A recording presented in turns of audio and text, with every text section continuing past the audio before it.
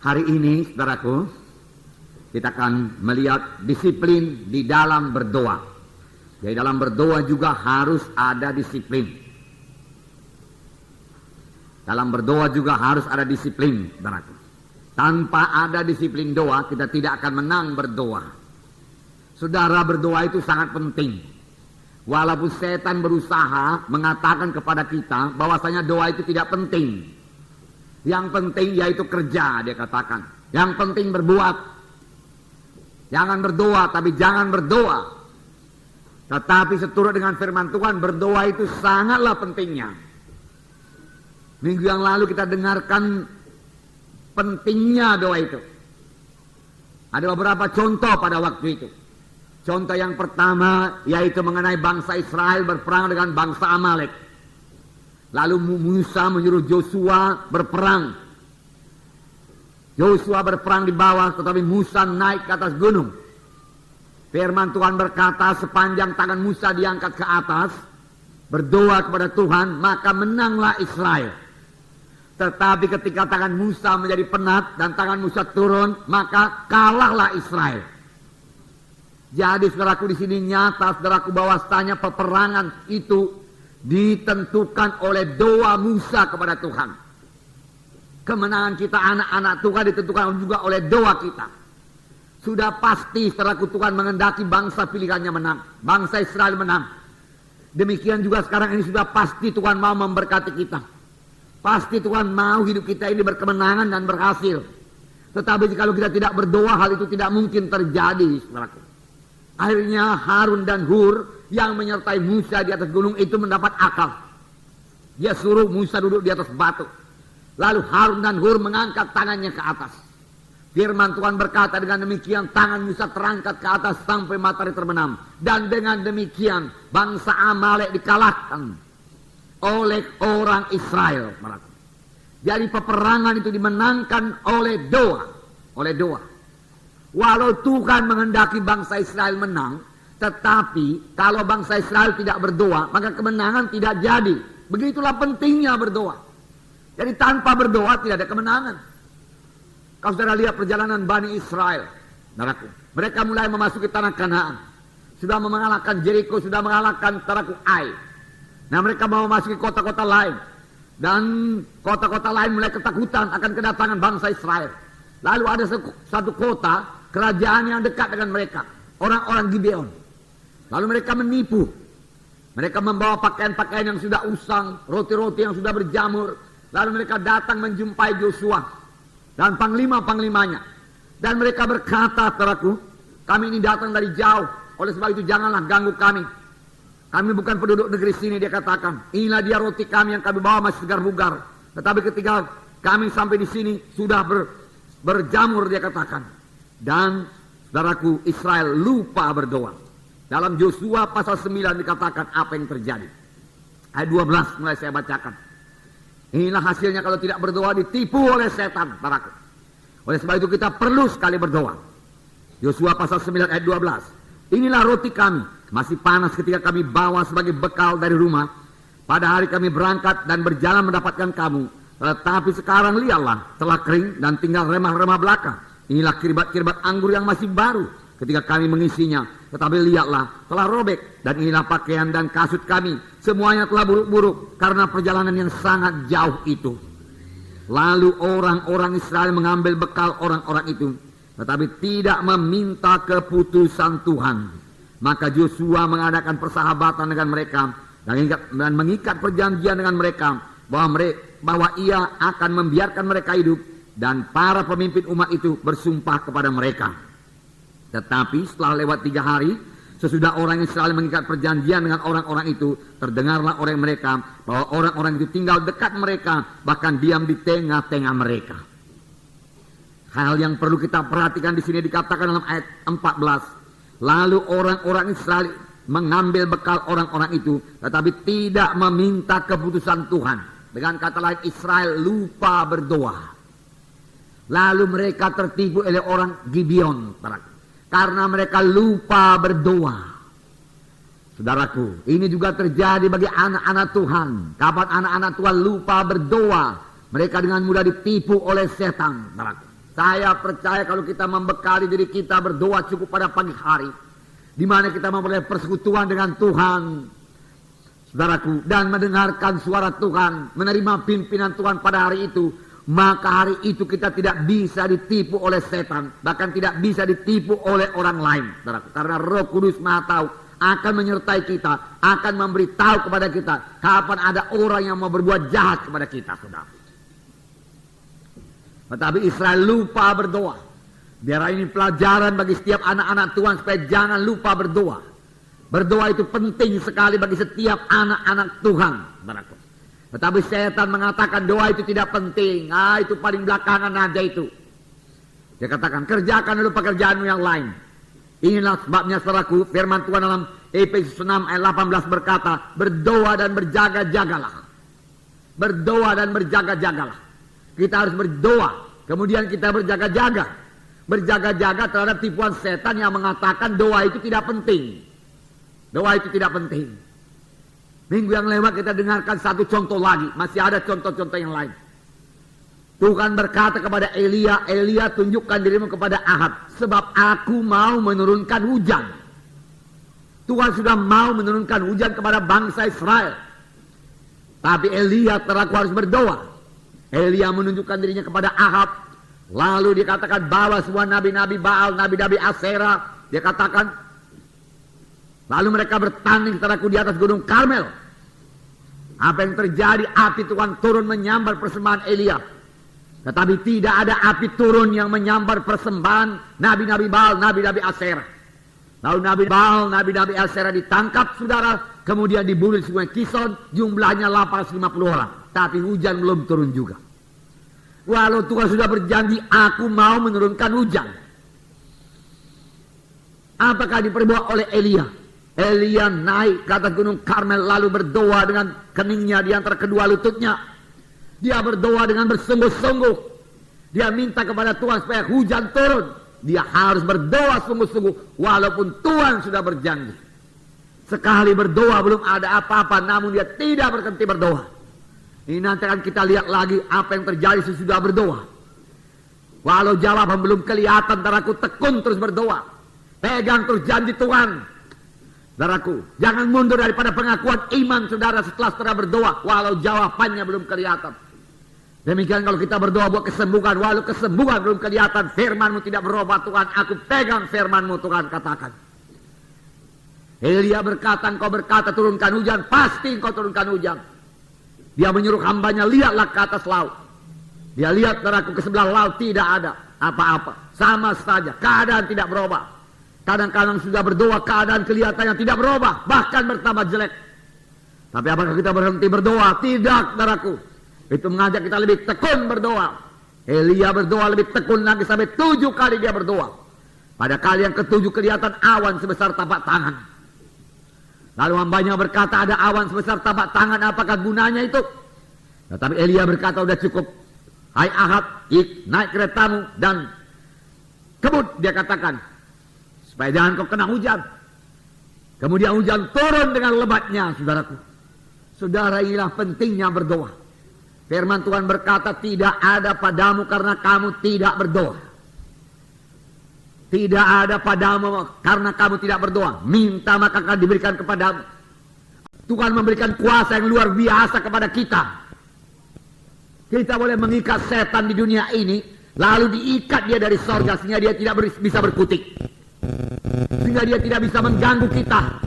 Tidak bisa mengganggu famili kita atau saudara-saudara kita. Itu hak yang diberikan Tuhan bagi kita. Lihat saudaraku, dari bumi ini kita mengikat. Saya ikat engkau roh pembunuh, katakan.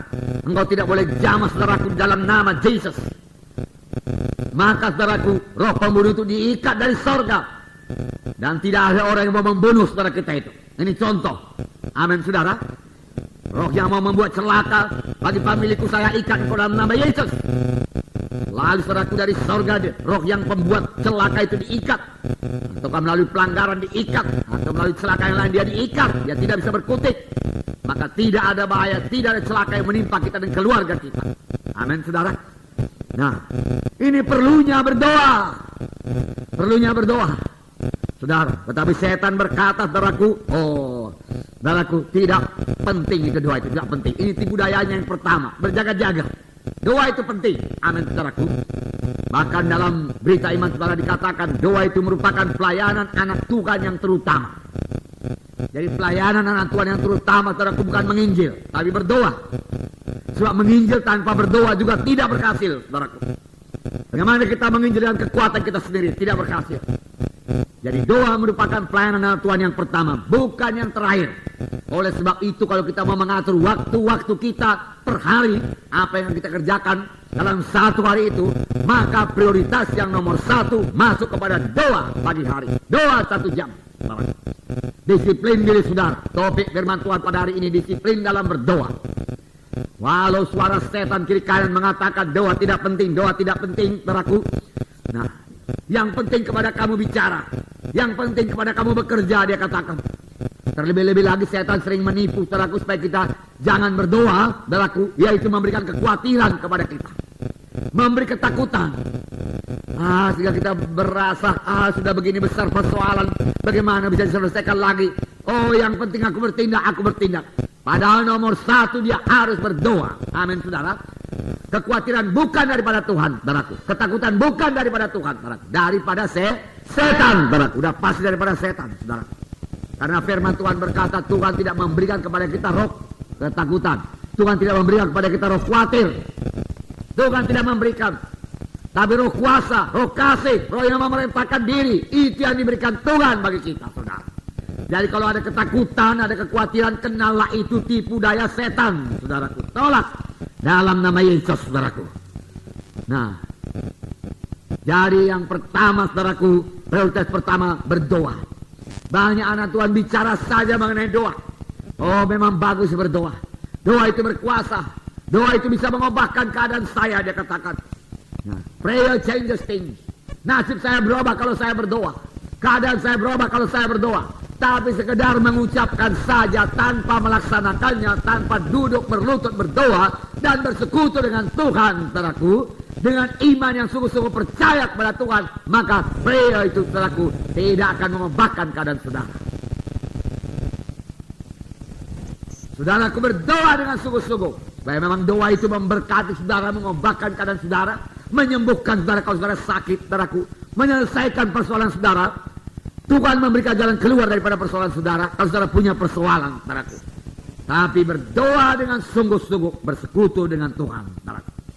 Nah, saudara yang kasih dalam nama Yesus, kalau ini sudah kita perhatikan, marilah kita menyadari bahwasanya berdoa itu penting sekali bagi hidup kita. Dan kita harus berdoa tiap-tiap hari, saudaraku. Tidak ada padamu karena kamu tidak berdoa. Mengapa dikatakan disiplin dalam berdoa? Karena tubuh ini tidak suka berdoa, saudaraku. Tetapi biarlah sebagaimana firman Tuhan mengenai disiplin ini, 2 atau 3 minggu yang lalu dikatakan saudaraku, kita harus melatih tubuh kita dan menguasai sepenuhnya. Sama sebagaimana dikatakan Paulus, supaya jangan aku yang sudah mengajar orang lain itu terbuang. Bangun dengan rajin, saudaraku. Kuasai tubuh kita, disiplin berdoa. Amin, saudara. Nasib saudara akan berubah, saudara akan bertumbuh dalam Tuhan, saudaraku. Nah, yang kedua, saudara. Yang kedua, saudara, anak Tuhan tersebut sudah tahu bahwasanya doa itu sangat penting, ya. Dan dia mau berdoa. Tetapi setan tidak tinggal diam. Dia akan berusaha lagi menghalangi supaya doa itu tidak dimulai. Tidak dimulai. Saya sudah tahu, misalnya saya sudah tahu, memang saya harus berdoa. Penting berdoa itu, ya. Kalau saya tidak berdoa, tidak ada pada saya. Kalau saya berdoa, saya menang. Kalau saya berdoa, saya kuat. Kalau saya berdoa, saya diurapi. Kalau saya berdoa, saya lebih mengerti firman Tuhan. Kalau saya berdoa, saya beserta dengan Tuhan. Aku mau berdoa, aku mau berdoa. Setan mulai mengganggu lagi, kenal tipu daya setan. Saudara mau masuk kamar, ada ketukan. Gangguan. Tamu datang. Salah satu gangguan, barat. Nah, menang atas gangguan itu. Saudara dengan bijaksana boleh memberitahu saudara kuat langsung kepada tamu itu dengan berani saja. Atau melalui anak kita kalau kita orang tua. Katakan, tunggu sebentar Pak, Bapak mau berdoa. Bapak lagi berdoa. Atau telepon berdering. Bagi saudara yang punya telepon. Kerap kali setan mengganggu melalui telepon supaya kita jangan berdoa. Supaya doa tidak dimulai. Supaya doa tidak dimulai. Nah, kadang-kadang yang membuat perkelahian dalam anak-anak, pertengkaran dalam anak-anak. Pada waktu kita mau mulai berdoa. Karena kita sudah merasa, aku harus berdoa. Pentinglah berdoa itu. Oh, aku mau berdoa, aku harus berdoa. Datang pula anak-anak bertengkar. Datang pula tiba-tiba gangguan dari kiri kanan, saudaraku. Atau gangguan dari luar, saudaraku. Atau datang pula lemparan batu. Dar, dia katakan, supaya kita keluar, lalu melihat, lalu mulai marah. Lalu tidak jadi berdoa.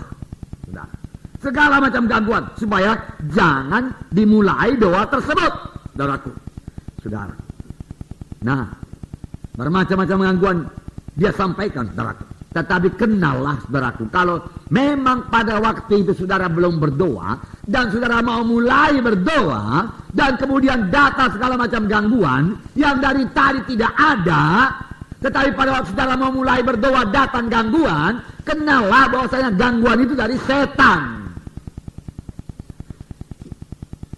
Abaikan itu, amin saudara. Ya. Oleh karena setan tahu, saudaraku, semua pekerjaan Tuhan tidak akan berhasil kalau tidak didoakan lebih dahulu. Sebaliknya, pekerjaan Tuhan pasti berhasil kalau kita sudah berdoa cukup. Pekerjaan Tuhan akan gagal, pelayanan kita akan gagal kalau kita tidak berdoa lebih dahulu. Setan tahu, oleh sebab itu dia halangi. Kita sudah tahu pentingnya berdoa, oh lalu kita mulai berdoa, oh dia ganggu dari segala penjuru. Dia ganggu. Ya. Kadang-kadang hujan datang, dan kita mulai ingat, oh ada pakaian di luar. Perlu diangkat dulu, saudaraku. Nah, suruh saja satu orang mengangkat pakaian ini, saudara masuk dalam doa, kalahkan setan, kalahkan tipu daya setan, saudaraku. Nah, kadang-kadang kita mulai berdoa, saudaraku. Mulai berdoa, setan mengingatkan semua pekerjaan kita. Banyak pekerjaan, belum siap. Pekerjaan sudah bertumpuk-tumpuk ini, dia katakan. Nah, saudara, lalu kita mulai berpikir, udahlah berdoa sebentar aja ini Tuhan, saya perlu bekerja dengan cepat. Pekerjaan sudah bertumpuk-tumpuk, maka hari itu saudara kalah, saudaraku. Nah, kadang-kadang saudaraku setan berkata, ya, ada pekerjaan rohani ini, dia katakan. Bukan pekerjaan dunia. Harus kau kerjakan. Kau kan perlu mengunjungi. Setiap anak Tuhan perlu mengunjungi. Kau kan sudah diberi tugas oleh pemimpin SKS. Kau harus mengunjungi. Kau harus melayani. Kau harus berkhotbah, dia katakan. Siapkan khotbahmu, dia katakan. Saudaraku, sehingga kita tidak berdoa. Saudaraku, tapi semua itu tidak akan berhasil dengan baik kalau kita tidak berdoa. Mengunjungi juga tidak akan berhasil dengan baik kalau kita tidak berdoa, saudaraku. Menyediakan khotbah apalagi capek, saudaraku. Saya kerap kali gagal menyediakan firman Tuhan kalau saya tidak berdoa lebih dahulu, saudaraku. Coret-coret kertas, saudaraku, kesana kemari, saudaraku, dari otak melulu, saudaraku, sampai satu lembar koyak, saudaraku. Enggak mantap, saudaraku. Enggak memenuhi kebutuhan jiwa-jiwa, saudaraku. Kemudian ambil satu lagi, saudaraku, lalu mulai satu lagi khotbah, saudaraku. Tulis. Selembar, saudaraku, atau setengah lembar, sudah nggak laku, saudara, nggak bisa dipakai. Rasanya pun tidak bisa, saudaraku.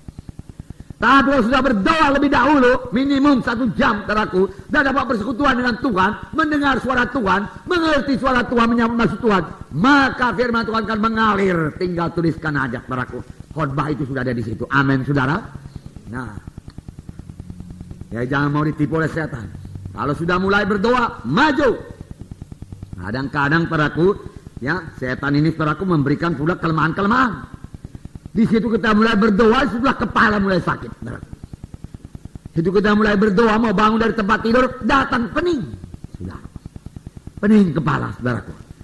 Dicoba duduk, saudaraku, rasanya goyang semua, saudaraku. Oh, aku sakit hari ini, aku tidur, dia katakan. Padahal kalau dia bangun, saudaraku, saudara, dan mulai berdoa, tidak sampai 5-10 menit, pening itu pasti hilang. Amin, saudara. Karena cuma gangguan setan saja. Kalau kita penuh dengan Roh Kudus, saudaraku. Nah, saudaraku yang kasih dalam nama, karena tidak sembarang, kita ini anak-anak Tuhan. Amin, saudara. Ada Roh Tuhan dalam kita. Amin. Nah, roh Tuhan dalam kita tidak sembarangan, saudaraku. Setan menempelkan penyakit kepada kita. Saudaraku, semalam istri saya membacakan firman Tuhan kepada saya. Sangat mantap kepada saya. Bahwa dia katakan dahulu kita ini di bawah hukum dosa dan hukum maut. Sebelum kita selamat. Sama sebagaimana Adam. Adam sebelum dia berdosa dia tidak kenal kematian. Adam hanya mengenal kehidupan. Tetapi setelah dia berdosa, maka kematian, hukum kematian mulai bekerja dalam dia. Hanya karena ciptaan Tuhan yang pertama itu sangat sempurna, maka diperlukan waktu 1000 tahun lamanya untuk merusak kehidupan itu. Sampai Adam mati. Tetapi firman Tuhan buku Roma berkata, kamu tidak lagi di bawah hukum dosa dan hukum maut. Kamu berada dalam hukum roh yang membawa kehidupan. Amin, saudara. Saudara, jadi sebenarnya saudaraku, anak Tuhan itu, saudaraku, anak Tuhan itu, saudaraku, tidak bisa mati kalau bukan kehendak Tuhan, saudaraku. Kalau belum sampai waktunya kata Tuhan, kalau belum umurnya panjang. Amin, saudara. Ya. Enggak ada tuh ceritanya anak Tuhan itu mati karena dipukul setan, atau karena kecelakaan. Enggak ada itu, saudara. Karena kita tidak di bawah hukum dosa. Nah, iman saya berkata demikian, saudara. Walaupun ada orang lain berkata, saudaraku, yang mobilnya ketabrak, saudaraku, lalu mati, saudaraku, saya percaya tangan perlindungan Tuhan teguh. Amin, saudara. Karena kita di bawah hukum roh yang membawa kepada kehidupan. Karena hukum dosa dan hukum maut ditiadakan bagi kita, maka kita boleh menikmati umur yang panjang dalam dunia itu melayani Tuhan. Hidup kita ini bukan untuk dosa lagi. Amin, saudara. Bukan lagi untuk dosa. Hidup kita untuk kebenaran. Masakan Tuhan keberatan, saudara. Kita hidup untuk kebenaran, saudara. Kita tidak membenarkan diri. Tetapi kita tahu ini banyak pekerjaan Tuhan.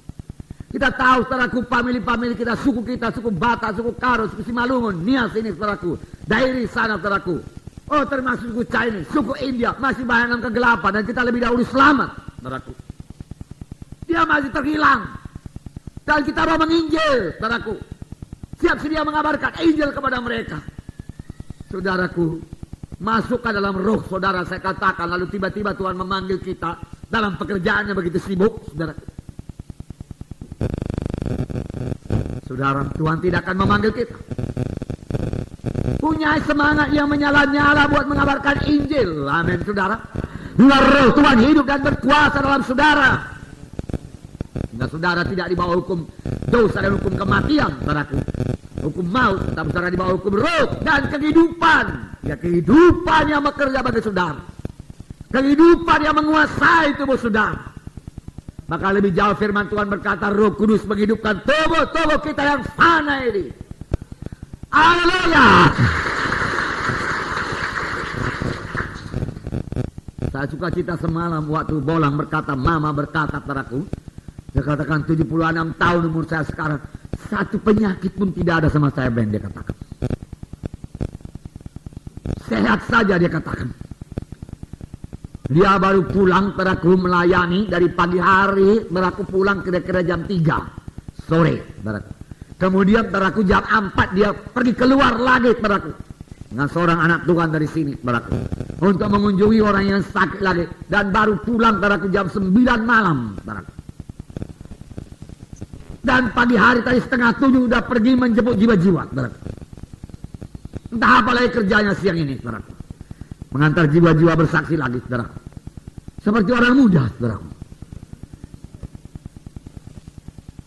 Hukum roh dan hukum kehidupan bekerja padanya, amin, saudara. Ya. Apa salahnya 100 tahun, 120 tahun? Kami katakan 100 tahun sama Mama, tapi dia katakan 120 tahun.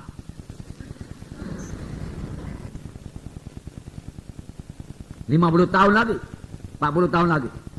Tidak lama. Saudara, dalam pekerjaan Tuhan perlu waktu, amin, saudara. Oleh sebab itu mari berdoa. Saudara, kita berdoa di hadirat Tuhan turun kepada kita, menguasai kita, pasti memberkati tubuh kita, amin saudara. Memang dia terutama memberkati roh kita, tapi roh kita yang mempengaruhi tubuh kita ini segenapnya, saudara. Puji Tuhan, saudara. Oleh sebab itu, saudaraku, mulailah ikut doa semalaman, doa syafaat. Kan sudah ditentukan bagi saudara, doa semalaman cuma sekali sebulan. Sekali dosa ada bulan,